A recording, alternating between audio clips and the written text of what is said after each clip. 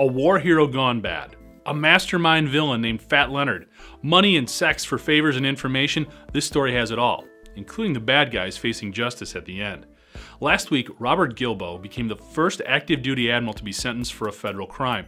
He'll serve 18 months in jail for lying about his relationship with Leonard Glenn Francis, aka Fat Leonard, due to his 350-pound frame.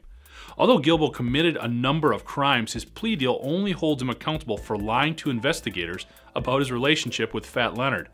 The reality is that during his roles as supply officer on the USS Nimitz, head of the Tsunami Relief Crisis Team, head of the Aviation Material Support Team, and commander of the Defense Contract Management Agency, he was accepting cash kickbacks of as much as $40,000 for awarding contracts to Glenn Defense Marina Asia and overlooking inflated invoices from the company.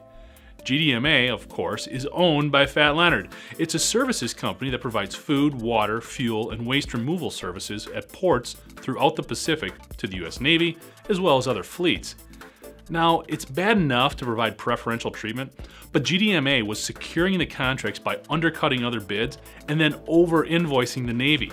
During Gilbo's 15-year relationship with the company, he pushed these invoices through in exchange for cash, lavish dinners, and prostitutes.